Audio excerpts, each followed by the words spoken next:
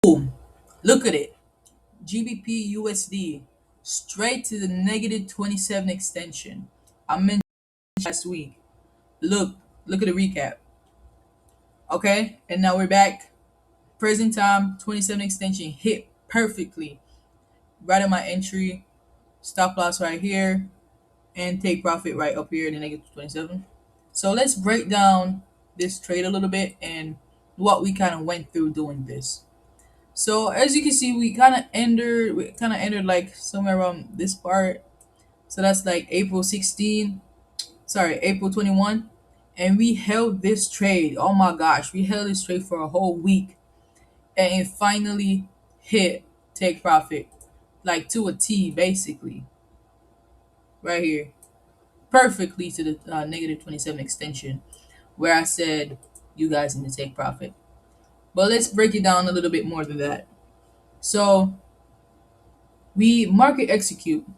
Price came down, almost stopped us out instantly, but it hesitated, gave us some wicks to the negative 20 to the 61 level, which is a big one of my favorite retracements level is the 61.8 level.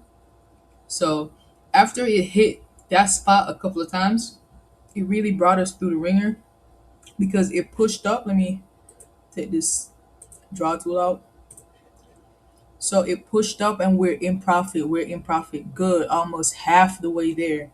This is where anytime it's like near the zero level on the fib, that's where I like to take like some of my profits, like half, 50% or so.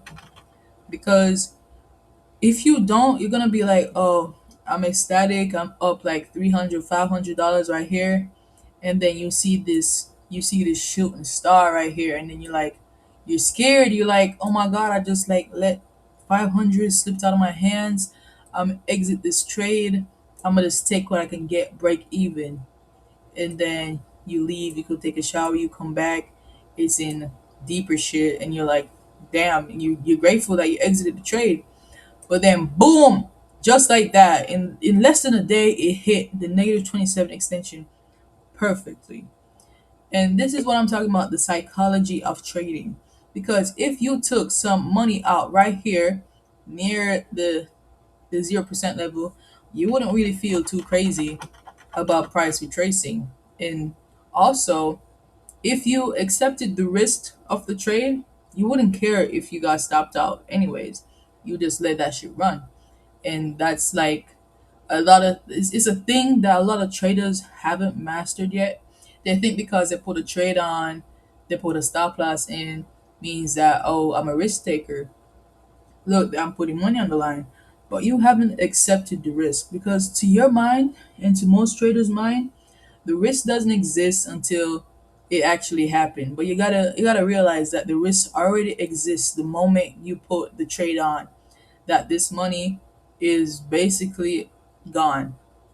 And when you're a confident trader, you're confident in your technical analysis, you kind of like in the mindset of, okay, these are my confluences. This is how much I'm willing to risk to see if this works, and I'm going to hold out until take profit or stop loss. And I'm going to systematically take my profits, because that's a big thing. You want to be taking profits throughout the trade, or else you're going to be kicking yourself and how you left money on the table.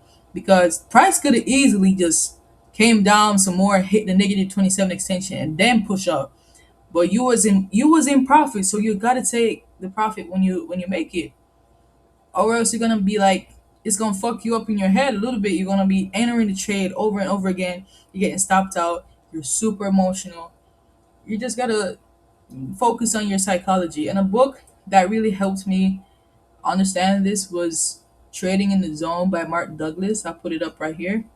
This book, if you've been trading for 1 year, 2 years, 3 years, and you're unsuccessful, and you're kind of wondering why, because you can read the market. You can say, okay, we got a B retracement. It's gonna push up to the negative 27 extension. Boom, that's a winning trade. But then you get stopped out, and you don't even have an account to trade it when it's time for it to push up. And the thing in the book said that a lot of traders experience this. It's called a psychological gap to what they think should be reality isn't really reality, and you gotta like analyze your mental environment as to what exactly is causing it to be that way. But I'm gonna put that book up right here. You can give it a read, and I'll definitely keep you guys updated on my trades in the next one. But this is it for me, guys. Thanks for watching.